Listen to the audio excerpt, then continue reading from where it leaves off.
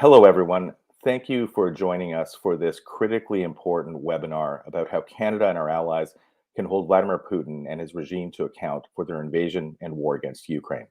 My name is Marcus Kolga. I'm a senior fellow at the Macdonald-Laurier Institute and president of the Central and Eastern European Council in Canada. As we approach the one-year anniversary of Russia's barbaric invasion of Ukraine, the civilian casualties continue to climb. Millions of people have been displaced. Hundreds of thousands have died. Unspeakable atrocities have been committed, and the cost to rebuild Ukraine is in the hundreds of billions of dollars, with countless cities, towns, and villages turned into rubble by Russian bombs, missiles, and kamikaze drones. Today, we'll discuss the formation of a special tribunal to hold the Russian government to account for its aggression. We're joined by some of the world's leading voices and experts who will explain how we can move forward to end Vladimir Putin's impunity and how we can help achieve justice for the millions of victims of Russia's war. But before we get to that discussion, I'd like to introduce Estonia's Minister of Foreign Affairs, Urmas Reinsalu, who's been a leader in supporting Ukraine and the fight against Russian authoritarianism. Minister Reinsalu, the floor is yours. Will not prevail. Dear Marcus, dear colleagues and fellow panelists, I'm grateful to the Macdonald-Laurier Institute alongside the Embassy of Ukraine in Ottawa and the Raoul Wallenberg Center for Human Rights for the opportunity to be here with you and to join you in weighing the options of holding those in the Russian government responsible for the crime of aggression in Ukraine to account. I would like to reason the case for prosecuting the Russian leadership to argue for the establishment of a special international tribunal and to look at which existing institutions would be best placed to take this task forward. Estonia believes that there is a vital to hold the political and military leadership of Russia accountable for the crime of aggression. And, well, Putin, Lavrov should have an opportunity to hide under the immunity of head of state or foreign minister. If we do not proceed with investigation and prosecution, we send a wrong message that the crime of aggression is not punishable, and the evil will repeat itself and justice will not prevail. The crime of aggression is a supreme international crime which leads away to other atrocity crimes such as the crime of genocide, and genocide takes place in Ukraine now by the Russian military, and I'm truly proud that Parliament of Canada has recognized it, as the Estonian Parliament. Crimes against humanity and war crimes. However, the planning, preparation, initiation or execution of aggression is a crime in itself, separate and irrespective from whether and which other atrocity are committed. Because the International Criminal Court, ICC, does not have jurisdiction over the crime of aggression, it is necessary to establish a separate mechanism for its investigation and prosecution. Estonia supports the creation of an international tribunal under international law because it gives the tribunal more authority, including to circumvent personal and functional immunities. The Security Council cannot establish the special tribunal due to Russia's veto. Alternatively, the General Assembly could recommend to the Secretary General to conclude an agreement with Ukraine to establish the special tribunal. Some states advocate an hybrid tribunal, which is based on the Ukrainian law and has some international elements. Let me clearly state, it is not enough, because it is essentially a national tribunal bound by limitations, and therefore including immunities. The special tribunal is not meant to undermine the ICC, let me stress clearly, because the crimes investigated and prosecuted are different. The ICC has jurisdiction over the crime of genocide, crimes against humanity and war crimes. The special tribunal would be limited to the crime of aggression. Therefore, the special tribunal would not have competitive jurisdiction, but complementary jurisdiction. But justice is never complementary. And in the sake of humanity, in the sake of all these victims who have lost their lives, who are suffering right now, in the sake of our responsibility as humans, we need to act. Support by all range of conventional arms Ukraine, give all needed humanitarian economic aid, continuing full-scale political isolation of Russian Federation as aggressor state, and also right now being determined and acting to create a particular international tribunal on Russian Federation aggression crime against Ukraine. Justice should prevail in the sake of mankind. Thank you very much and have a fruitful seminar. Well, thank you, Minister Reinsalu, and to Estonia for its leadership over the past 12 months. We'll now hear from Latvia's Parliamentary Secretary for Foreign Affairs, Ms. Gunda Raira. Ms. Raira, the floor is yours. Your Excellencies, distinguished guests, ladies and gentlemen. It has been almost a year since Russia unleashed its war in Ukraine, and throughout this year of raging hostilities, day by day, we are witnessing the most heinous crimes of international concern taking place in Europe. In the 21st century, before the very eyes of the entire international community, a permanent member of the United Nations Security Council is committing war crimes, crimes against humanity, genocide, and the crime of aggression. You have my deepest thanks for organizing this event and the opportunity to address you today on such an important issue crucial to countries who seek to maintain international peace and security. While the accountability for war crimes, crimes against humanity and genocide perpetrated in Ukraine can be ensured through the International Criminal Court, regrettably, the existing international mechanisms cannot exercise jurisdiction over the crime of aggression against Ukraine. We cannot allow impunity to continue for a crime that lies at the root of all the other crimes in Ukraine. Without aggression against Ukraine, other international crimes would not have been committed in that country. Therefore, the international society must ensure accountability to prevent future aggression by countries that are not parties to the Rome Statute and to strengthen the rule of law.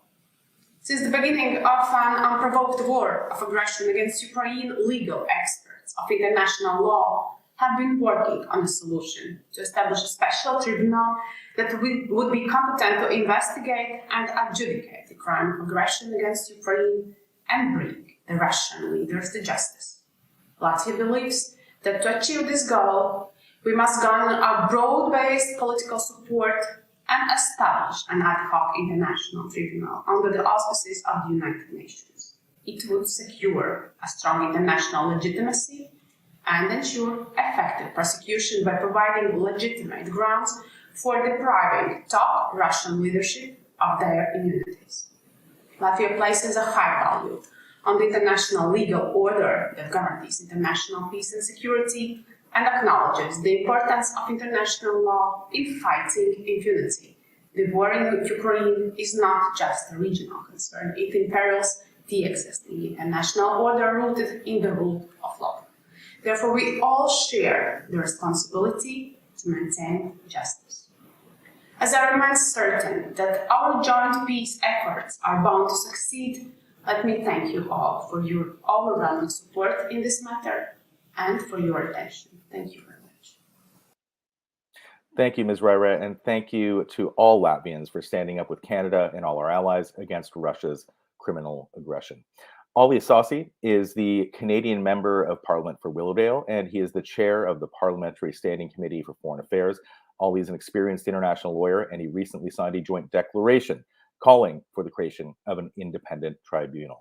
Ollie, the floor is now yours. Good morning, everyone.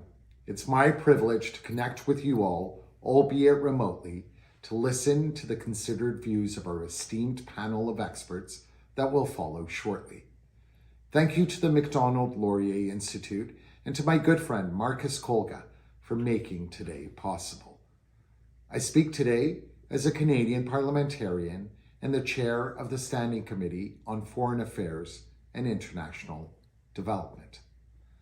The concept of a tribunal on the crime of aggression has been championed by our Ukrainian friends for the past 10 months. That's why an organization of which I'm a proud board member, Parliamentarians for Global Action, that represents a network of 1,300 legislatures from over 140 parliaments around the world, has been advocating for the creation of such a body for many months. It's also why I recently joined the respective chairs of the Foreign Affairs Committees of 22 other European countries to issue a joint statement demanding the creation of such a special tribunal. I'm therefore pleased that the European Parliament has proven receptive and recently voted overwhelmingly in favor of the creation of such a mechanism. For almost a year, we have borne witness to the many atrocities Russia has unleashed on Ukraine. A special tribunal will unquestionably fill a gaping hole in our pursuit of international justice. I believe that this addition represents a progressive evolution to our existing legal architecture. After all, international justice must always remain focused on ensuring accountability for the most serious of international crimes. There is precedent for a tribunal of the kind we are discussing. The Special Court for Sierra Leone, established in 2002, sought to prosecute persons who bear the greatest responsibility for serious violations of international humanitarian law. It is incumbent upon us to not only explore every possible remedy to Russia's atrocities, but to cultivate the collective political will of the international community such that the principal perpetrators of the devastation in Ukraine are held to account. Allow me to conclude by suggesting that it is high time that we meet this moment by heeding the calls of our Ukrainian friends and allies. Thank you. Well, thank you, Ali, for joining us and for your leadership. Now, joining our discussion today are some of the world's leading experts and voices calling for an end to the Kremlin's impunity and justice for the people of Ukraine. Erwin Kotler requires little introduction. He is a legendary Canadian human rights advocate and former Canadian Minister of Justice and Attorney General of Canada. He's represented Nelson Mandela, Nathan Sharansky, and fathered Canada's Magnitsky legislation. A documentary film about his life, First to Stand, is premiering in Toronto this Sunday at the Hot Docs Theatre. Thank you, Professor Kotler, for joining us. Andrei Smirnov is the deputy head of the Office of the President of Ukraine and has been part of President Zelensky's remarkable team since 2019. In September, Andrei wrote in Time magazine that, quote, "The strategic need to prosecute the leadership of Russia is to prevent future wars unleashed by crazed dictators." I couldn't agree with him more. Thank you, Andrei, for joining us from Kiev today. Mantas Adomėnas is Lithuania's Vice Minister of Foreign Affairs and is a former parliamentarian. Mantas and Lithuania's fearless leadership in defending democracy against rising Russian and Chinese authoritarianism has been recognized throughout the democratic world. Their ongoing protection of exiled Belarusian and Russian activists offers hope for a democratic future in those nations where there may otherwise be none. Thank you, Mantas, for all that you do and for joining us today. Dr. Anton Gornevich is Ambassador at Large at the Ministry of Foreign Affairs of Ukraine and is an expert on international affairs. In 2019, Anton was appointed permanent representative of the President of Ukraine in the Autonomous Republic of Crimea. Thank you, Anton, for joining us as well from Kiev today. Now, I'd like to hand things over to Alexandra Hitchie, who has tirelessly advocated for Ukraine her entire life, but never more so than over the past 12 months. In recognition of her work, Canadian Lawyer magazine named her last year as one of Canada's top human rights lawyers. Vladimir Putin has also acknowledged the effectiveness of her advocacy by placing her on the Russian sanctions list shortly after the invasion. In addition to being a lawyer, Alexandra is the president of the Ukrainian-Canadian Congress. Thank you, Alexandra, for moderating this timely and critically important discussion today. Over to you. Thank you, Marcus, and thank you to the Macdonald-Laurier Institute and the Embassy of Ukraine in Canada for hosting this very important event. As others have said, in 2 weeks, we will mark the first anniversary of the full-scale invasion of Ukraine by the Russian Federation, and 9 years since the start of the war when Putin invaded Crimea in 2014. And as horrified as we were on February 24th, I don't think anything prepared us for the brutality that was to be revealed to the world when Ukrainian forces liberated Bucha and Irpin and other towns across Ukraine. I was in Bucha 2.5 months after the liberation in June of 2022. And as Ukrainians with their usual resourcefulness had restored the physical structures of Bucha, but the underlying trauma will remain for generations. And it is the atonement for this particularly sadistic evil that we are here to discuss today. We will call upon our Ukrainian guests to open and close today's conversation. And of course, we will hear from Lithuania's Vice Minister of Foreign Affairs, Adomenas, and from our own Professor Erwin Kotler, who can bring so many dimensions to this conversation. So I turn it over to Mr. Smirnov. Why is an international tribunal in particular of such importance for Ukraine? Dear colleagues and partners, I'm very glad to see you all, and thank you for your support to Ukraine, which you provide every day.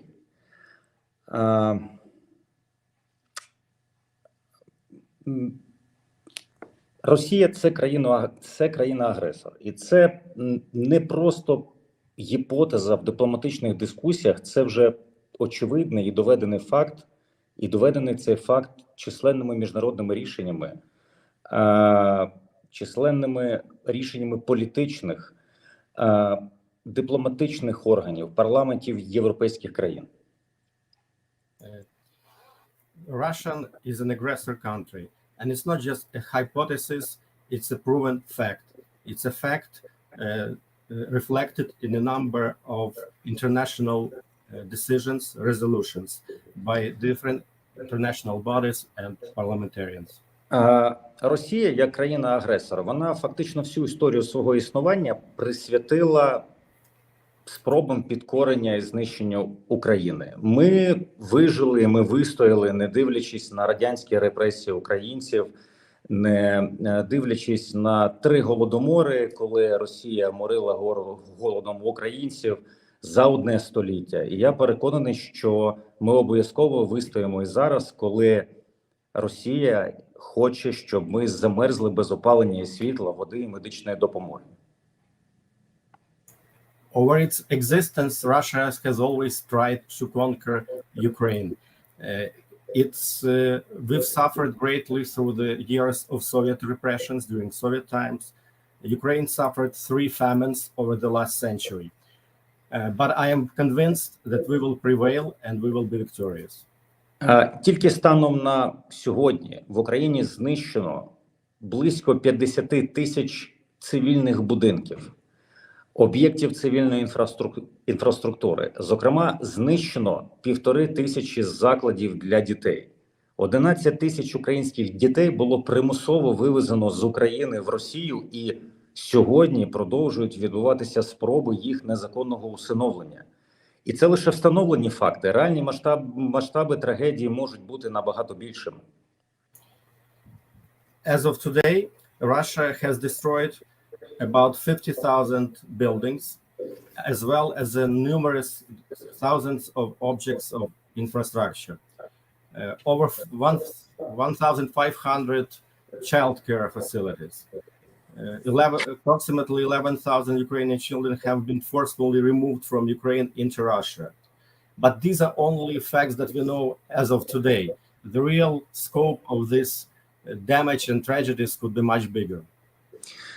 З перших днів ескалації війни 24 лютого 2022 року юридична команда Офісу президента зайнялася пошуком ефективної юридичної зброї. Тієї зброї, яку чомусь сховали від світу далеко в бюрократичні шухляди. І ця зброя називається відповідальність за злочин агресії, яку не шукав ніхто більше, ніж 70 років, спокійно споглядаючи за актами терору і агресії в Грузії в 2008 році, в 2014 році в українському Криму і на Донбасі. From the very first day of this war, of the 24th of February 2022, the legal team at the Office of the President of Ukraine has been seeking effective legal tools to counter this aggression. There are such tools. For some reason, they've been hidden away in some bureaucratic storage places. This tool is called responsibility for the crime of aggression. For over 70 years, no one was looking for it. Even after the aggression by Russia in Georgia in 2008, in Chechnya, and then in 2014 in Crimea. Ми уважно вивчили всі світові уроки притягнення до відповідальності за злочин агресії, первісний злочин, the primary crime, який провокує вчинення всіх інших злочинів, включаючи геноцид, злочин проти людяності, воєнні злочини. Ми зважили на всі ризики використання інших міжнародних інструментів і механізмів і приходимо до одного висновку, що єдиним безальтернативним та ефективним механізмом притягнення до відповідальності за злочин агресії Росії проти України є створення саме спеціального міжнародного трибуналу. We carefully studied all world experience, historical experience in terms of accountability for the crime of aggression, which is a primary crime which provokes the commitment of all other crimes such as genocide, crimes against humanity, war crimes. So we've reviewed all different possible mechanisms and we come to the singular conclusion. The only, without alternative, effective mechanism to hold someone accountable for the crime of aggression is the creation of special international tribunal. Злочин агресії має унікальний режим юрисдикції, окремий від інших злочинів Римського статуту, таких як воєнні злочини, злочини проти людяності і геноцид. Країни, які не являються державами-учасницями Міжнародного кримінального суду, виключаються з юрисдикції цього суду в частині розслідування та можливості притягнення до відповідальності за злочин агресії, незалежно від того, чи є ці країни жертвою агресії, чи є вони агресором. Тільки за виключенням випадку звернення зі сторони Ради безпеки ООН. Враховуючи, власне, той факт, що Росія має право вето на рішення Ради безпеки, то таке звернення, його не просто складно, дуже складно реалізувати. Це, на наш погляд, є просто неможливим. І, відповідно, в даному випадку Міжнародний кримінальний суд не буде мати належну юрисдикцію в розслідуванні злочину агресії. The crime of aggression has a unique legal regime, which is separate from other crimes under their own statute, such as war crimes, crimes against humanity, and genocide. The countries which are not members of the International Criminal Court are excluded from the jurisdictions of this court in part that has to deal with the investigation and accountability for the crime of aggression, regardless whether they are a victim of the crime or whether they are the aggressor, except for one case when the Security Council of the United Nations makes a referral. But taken into consideration the fact that Russia is a member of the Security Council, has a veto power, it's impossible to imagine such a scenario. Друзі, дійсно, ми б хотіли би скористатися всіма можливостями, юрисдикційними можливостями Міжнародного кримінального суду, але власне, підтвердженням існуючої проблеми є той факт, що за 9 місяців ескалації цієї війни, ескалації агресії, ми з вами не побачили і не побачимо зареєстрованого провадження в Міжнародному кримінальному суді по злочину агресії. Це точно не провина Міжнародного кримінального суду. Ми їм дуже вдячні за ту роботу, яку вони проводять, за документування і розслідування інших злочинів геноциду, злочинів проти людяності. Але існує ризик того, що злочин агресії так і залишиться непокараним. І навіть якщо Україна швидко ратифікує Римський статут, ми об'єктивно розуміємо, що цього ніколи не зробить Росія. А отже, зробить неможливим таке розслідування в межах мандату Міжнародного кримінального суду.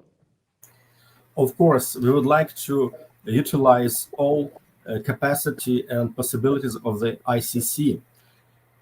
But the confirmation of the existing problem is the fact that over the 8 months of the war, we haven't seen any court proceedings registered at the court. And it's not because of the ICC's fault. We are very grateful to ICC for its work that they are conducting in terms of documenting and investigating crimes of genocides, crimes against humanity. But there is a risk that this crime of aggression will go unpunished. Even if Ukraine quickly ratifies Rome Statute, we understand that Russia will never do this. So it makes impossible investigation of this crime within the mandate of the International Criminal Court. Тому, друзі, весь цивілізований світ має об'єднатися, щоб вжити всіх можливих заходів для відновлення і підтримки глобального миру і безпеки, особливо в той момент, коли ризик уникнення відповідальності за саму жорстоку і криваву агресію з часів Другої світової війни настільки великий. So the whole civilized world must unite and to affect all possible actions to renew and to support the global world health and security, especially in this moment when there is a risk of avoiding accountability for the most brutal and bloody aggressions since World War II is obvious. Thank you for your attention. Thank you, Mr. Smirnov. Ukraine is indeed fortunate to have you leading this advocacy effort on behalf of the Office of the President of Ukraine. I now turn to one of Ukraine's neighbors and allies, the Vice Minister for Foreign Affairs of Lithuania, Mr. Mantas Adomėnas.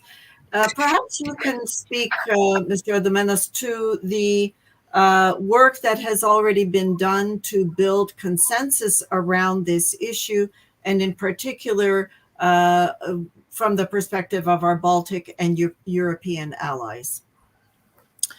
Thank you. Thank you. Well, dear Minister, Ambassador, and distinguished participants, I will inevitably touch upon some of the grounds which presenting our arguments in support of the special tribunal, and then we'll touch on the issue of building support for establishing of this court. And so, first of all, let me thank you for the privilege to address this event, which I believe is an extremely important and pertinent issue on holding accountable the political leadership of Russia, as well as I may emphasize its accomplice Belarus for the crime of aggression against Ukraine. And as you know, Lithuania has been, is, and will remain among the strongest supporters of all initiatives directed at ensuring full accountability for all international crimes committed in and against Ukraine, including for the crime of aggression. First of all, the United Nations and the European Union have very clearly recognized that Russia's actions constitute aggression against a sovereign country. Therefore, the imperative and challenge is that of finding a credible and effective international response to achieve accountability for the most serious crimes under international law committed on the territory in Ukraine, including for the crime of aggression. And we fully agree that the International Criminal Court should play a key role in persecuting war crimes, crimes against humanity, and possibly genocide committed in Ukraine. However, ICC does not have jurisdiction over the crime of aggression in this particular case. Moreover, the ICC will likely face challenges in proving the connection between Russia's most senior political and military ranks and particular war crimes. The crime of aggression is a leadership crime, and such jurisdictional gap risks to become a major source of injustice. There is no doubt that the unprovoked aggression against Ukraine is a result of decisions taken by Russia's top political and military leadership. We cannot allow them to escape full accountability, and therefore it is our strong belief that the Special International Tribunal for the punishment of the crime of aggression against Ukraine has to be established to complement the role of the International Criminal Court with regard to the crime of aggression. Needless to say, the Special International Tribunal for the crime of aggression should be effective and have the widest possible international legitimacy. Therefore, the most preferable and feasible way of establishing this tribunal is through the resolution of the UN General Assembly. It's through its universal representation we can bring global legitimacy to the tribunal in order to address such crucial issues as impartiality, immunities of state officials, and cooperation with the tribunal. We believe that the international jurisprudence suggests that the immunity applicable to state officials of the highest rank during their time in office, the so-called troika, would not apply in the prosecution of crimes under international law by international courts.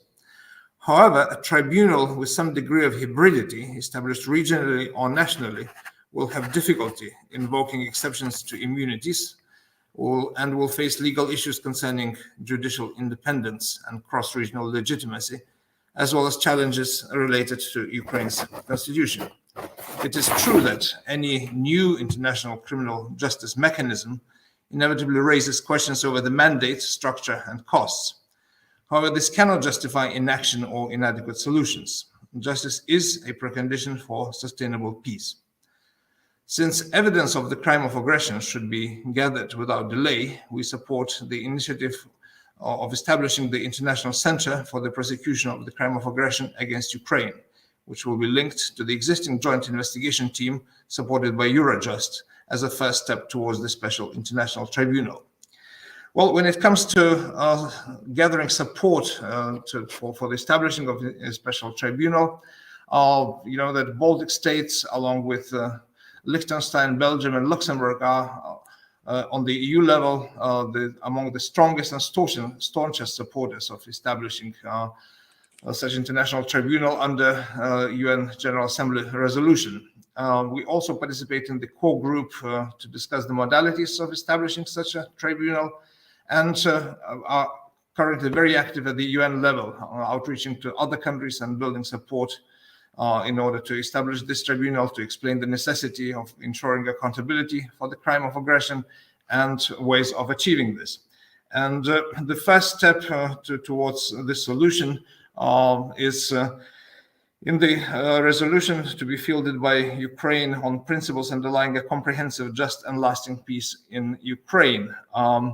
The language of the draft is currently doesn't give the full scope and full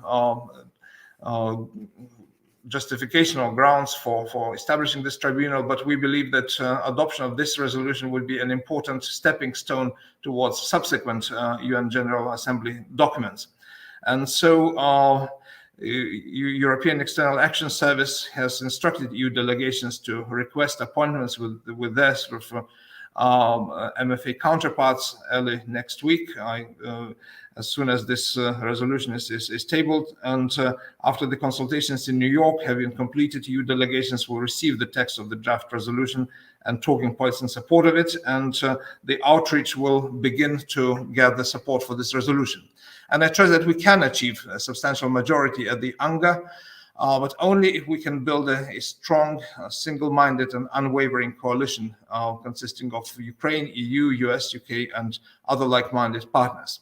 And the time to do it is now, and only thus we can, I think, have the required support at the General Assembly to establish the special tribunal. Thank you very much. Thank you very much, Mr. Odomenas. Ukraine is truly fortunate to have such staunch neighbors and allies. I say in many of my appearances here in Canada that your support and the support of our allies makes our pain a little bit easier to bear. So thank you. I now turn to Professor Kotler, who brings many unique perspectives to this question, both from the political sphere as the former Minister of Justice in Canada and as an international legal scholar. Professor Kotler, what perspective does Canada bring to this? What do you bring to this? And have you given any consideration to what the terms of reference for such a tribunal might look like? Yes, thank you, Alexandra. And I want to express my appreciation to you, to Marcus, Macdonald-Laurier Institute, the Ukrainian Embassy in Canada, and all those who helped initiate and convene this very timely, significant, and necessary forum. Indeed, we're meeting at an important moment of remembrance and reminder. It's been mentioned on the eve of the anniversary of the unprovoked, premeditated, and criminal aggression by Russia in Ukraine, attended, as other panels have mentioned, by war crimes, crimes against humanity, and acts of genocide. Ironically enough, at the time that Putin launched the invasion, he turned history, fact, law, and morality on its head, seeking to justify this criminal act of aggression by referring to the need to denazify the Ukraine. That resulted in Ukraine itself instituting proceedings against Russia for their standing violation of the Genocide Convention. In fact, the Nazification theme of Russia is a direct and standing incitement to genocide, which the courts have held is a breach of the Genocide Convention, whether or not acts of genocide follow, which they have in this case. And so I have been engaged in this together with international law colleagues, among others, Hans Karel, the former legal advisor to the United Nations, and himself engaged in establishment of previous international tribunals, such as in former Yugoslavia, and David Crane, and reference was made to the special international tribunal with respect to crimes in Sierra Leone. He served as a special prosecutor, and we have put out a white paper mandating, in effect, through the principle and precedent, the need for establishing an independent tribunal for the crime of aggression in Ukraine, otherwise known as the mother of all crimes, and under which all other crimes end up being committed.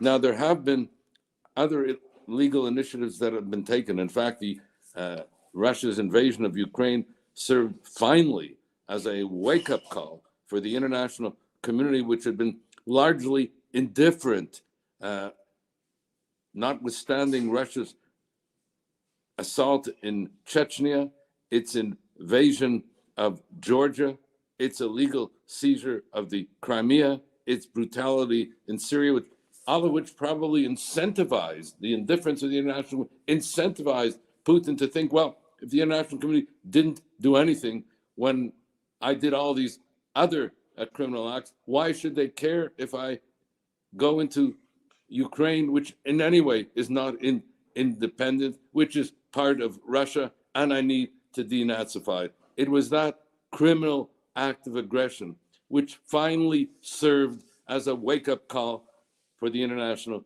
community, underpinned by Ukraine's courage and bravery, and Ukraine undertaking the necessary legal initiatives to begin with, as I mentioned, through the case at the ICJ, followed afterwards by investigation at the ICC, followed by establishing a special inquiry under the auspices of the UN Human Rights Council, followed by initiatives with respect to the European Court of Human Rights, all of which led us to realize that the one compelling and necessary legal initiative that needs to be taken, lest the crime of aggression and those engaged in it go unpunished, including those complicit from Belarus and the like, because there's no other jurisdictional framework that can bring Putin and the military and political leaders of Russia to justice for the crime of aggression other than establishing, as has been mentioned, this independent tribunal.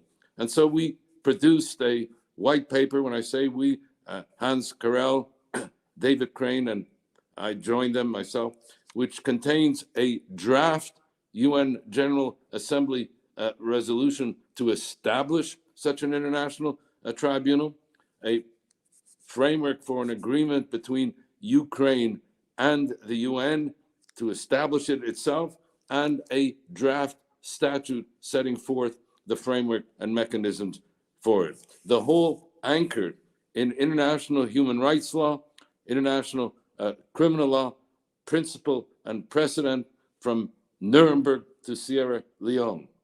The legal authority, the legal framework, the legal mechanism are there. All that is necessary at this point is the political will to bring it about. I'm pleased that, as we saw today, we have the engagement and they've been there from the beginning, of Estonia and Latvia. We have the involvement of the Baltic states. In December, France and Germany also expressed their support, as did the European Commissioner and otherwise. But what is necessary at this point is to galvanize the support for what is a moral and legal imperative to secure justice and accountability. And in this context, and you've heard my colleague Ali Assasi, who's in Washington as we speak, seeking to mobilize support at the congressional level, at the parliamentary level. I met recently with the Canadian Foreign Affairs Minister, Melanie Joly. I met also with our Canadian Prime Minister, wherein I said that Canada should not only support such a proposal, but in fact should take the lead in mobilizing international support for this proposal, because the only way we can bring this about is by having international support so that this UN General Assembly resolution can be adopted, so that the proper framework can be established, and to thereby not only hold Putin accountable and political and military leaders in Russia for the crime of aggression, but those complicit in it from Belarus, for example. And it is the least we can do to support the incredible courage and bravery and heroism and engagement of the Ukrainian people, including their engagement on the legal level. Ukraine itself has launched some 60,000 investigations. But most importantly, and with this I close, it is Ukraine itself that has been seeking to have this tribunal established.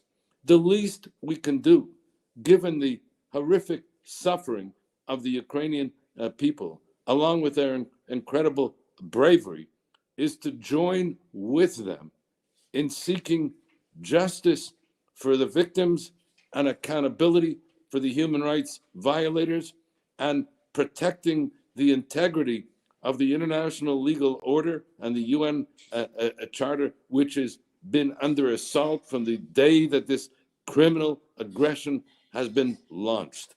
And so let us all come together, join with the brave Ukrainian people, establish this tribunal. And as I said, this will be the enduring legacy of justice for the Ukrainian people and accountability for the aggressors. Thank you. Thank you, Professor Kotler. I pray that your passion is contagious and that the proposal for a special tribunal achieves consensus in the very near future. I now turn it over to Ambassador Korinevich to close on behalf of Ukraine, from the Ukrainian perspective, what further steps do you see that need to be taken for the formation of such a tribunal? Thank you very much, Madam Moderator, distinguished colleagues, dear ministers, dear colleagues and friends and partners. It's a big pleasure and honor to be present today during this discussion with such a high level of speakers and of professionals working on these matters for many years, for decades. And of course, we are very grateful to all our colleagues who are present here today and to our friends from Lithuania, Estonia, Latvia, Canada, for all the support which we get in this endeavor, in this effort, which we believe is not only the Ukrainian effort and endeavor. This is an effort for securing international peace, international stability, international security, and actually securing the Charter of the United Nations and its fundamental principles, in particular the principle of non-use of force or threat by force. And we started to work, as Mr. Smirnov mentioned, we started to work on this issue almost a year ago. And I think that in this year, we got quite good results, which make us enthusiastic on the way forward, on the further road, in order to get the result, in order to get our job done, to establish a special international tribunal for the crime of aggression against Ukraine. This time we got several resolutions of many parliamentary assemblies of international organizations, namely 6 resolutions of the Parliamentary Assembly of the Council of Europe, 5 resolutions of the European Parliament, in particular one, as of now, the final one, the 5th is a special one dedicated specifically to the issue of the establishment of the special tribunal.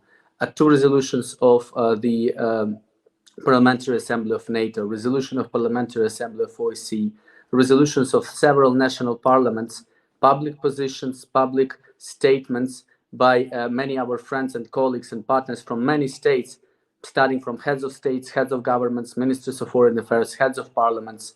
Now, this issue is also risen in all the 3 last conclusions of the European Council of the European Union, the last of which, as of now, was published yesterday. And there is a notion that accountability for the crime of aggression against Ukraine must be ensured, must be secured. So that was all that said. I think that as of now, within this almost a year of work, we have put in minds of many brilliant scholars, professionals, experts, and also governmental officers that accountability for the crime of aggression must be ensured. That this crime of aggression, which is the biggest aggression since the 1945, at least in Europe, shall be ensured, and the perpetrators of this crime of aggression must be brought to account. The question is how to do that, not if. And we believe that the International Special Tribunal, which will be supported by the international community as a whole, and of course, in this respect, all the activity and all the actions from the United Nations General Assembly as a world forum, as a universal organization of contemporary international law, is of course of particular importance. As Mr. Smirnov already brilliantly mentioned, our effort, and as Professor Kotler also mentioned, and Minister Adamanas, our effort does not intend to impede, to hamper, to intervene into activity of the International Criminal Court. We do have a very active and effective cooperation with the ICC. First of all, on the level of our prosecutorial authorities, they have daily contacts with the ICC. We have amended our national law, in particular the Criminal Procedural Code of Ukraine, which now includes the separate chapter on cooperation of the ICC, which makes the life of the ICC in Ukraine easier, more feasible, and more effective. We are now in consultations with the ICC in relation to having the opening of the field office of the ICC in Ukraine. So we are doing everything we can in order to assist ICC in their investigation of war crimes, crimes against humanity, and crime of genocide committed in the territory of Ukraine by Russian soldiers and other Russian citizens. But we do believe that this gap, which now exists in current infrastructure and architecture of international criminal justice, the gap for responsibility for the crime of aggression must be filled in our particular situation, because there has never been a case after Second World War when the aggression was recognized as such, as an aggression, as an act of aggression, by so many international organizations, including in particular by the United Nations General Assembly, by the overwhelming majority of votes of states. So that is why we believe that while condemning the aggression, there should be the natural step forward, the natural second step, bringing to accountability for committing this aggression. So that is why we are doing this job. And as of now, we are moving from this political track to more legal and technical work in order to get the job done. We recently gathered a core group of states, which now enlists more than 20 states, and had a first in-person meeting in Prague in the end of January, a group of like-minded states who are partners in ensuring accountability for the crime of aggression against Ukraine. And we hope that this core group will really provide us with the key answers to the key legal questions in relation to the establishment of the special tribunal. It is also very important, the thing which was already mentioned by Minister and by other colleagues, the establishment in The Hague of the International Center for the Prosecution of the Crime of Aggression, on the basis of the currently existing joint investigation team and within the premises of the Eurojust. This will be the first real international effort in relation to real perpetration of the crime of aggression since Second World War. The first coordination of national investigations of the crime of aggression with international support and with international support in relation to securing the evidence and gathering the evidence in one place. For the special tribunal, when established, it will be able to use the results of the work of this International Center for the Prosecution of the Crime of Aggression. So talking about the next steps in particular, with assistance of our colleagues and partners, we believe that the work of this center should start as soon as possible. It should be established as soon as possible. As we hear, this can be done quite quickly in several months. And we are, of course, looking for it and working for it, and start the activity of this center. We believe that this is a very important, practical, legal, technical step forward to the establishment of the special tribunal. And of course, we will also use the currently existing new mechanism of the core group in order for us to find the solutions to all the legal questions. We will also use and avail ourselves of the opportunity to use the opportunities inside the United Nations General Assembly to table some other draft resolutions which deal with accountability for the core international crimes committed in the territory of Ukraine, in particular, which would specifically also mention the need to ensure accountability for the crime of aggression against Ukraine. And with that purpose, in order to ensure that accountability, to establish a special tribunal which would serve this goal. Since we are talking today to our Canadian friends and partners, we are really happy that Canada joined the core group, and we anticipate and will be happy that Canada plays active role, leading role in that core group in order for us really to move forward with particular legal and technical steps. And I think that there is also another thing which can be done in order to promote this idea, this concept through in Canadian society, in Canadian political sphere. I think that the initiative of tabling the draft resolution of the Parliament of Canada, which would support the effort, the endeavor to establish a special international tribunal for the crime of aggression against Ukraine, would be very timely, would be very effective.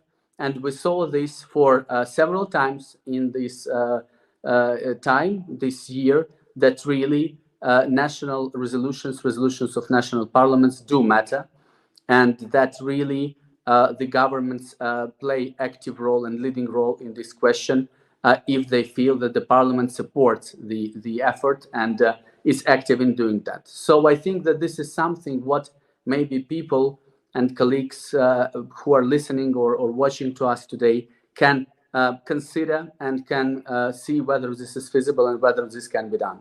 For us, it will be an important element of support, which we are sure will lead us to the goal.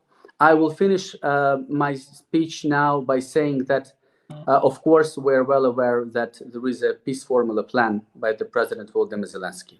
Element 7 in that peace formula plan is accountability and justice. So it is very important, and I think that this argument really is of key importance, that there can be no peace without justice and accountability.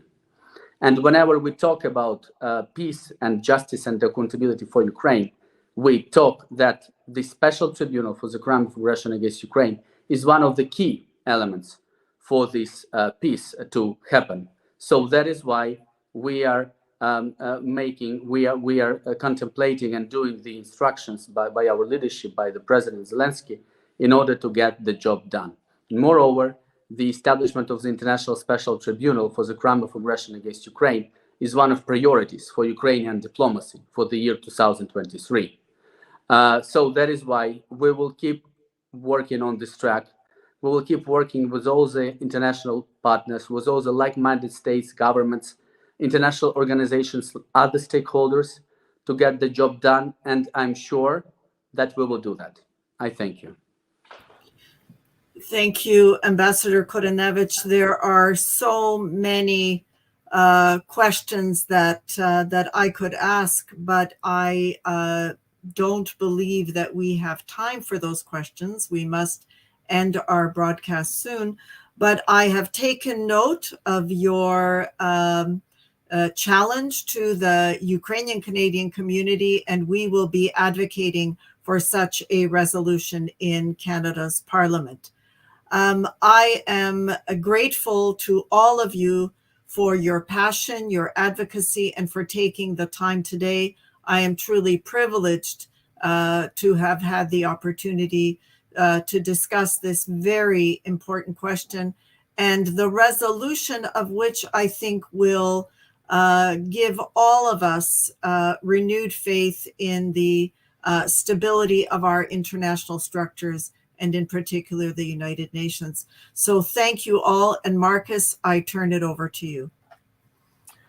Well, thank you, Alexandra. On behalf of the Macdonald-Laurier Institute, thank you to all of our panelists and Alexandra for moderating this incredibly important discussion. Thank you to our partners today, the Raoul Wallenberg Center for Human Rights and the Embassy of Ukraine. This webinar will be posted on YouTube. It will be broadcast on CPAC. Please share the YouTube link with your friends and colleagues. Again, thanks to everyone who tuned in. Until next time, have a good weekend.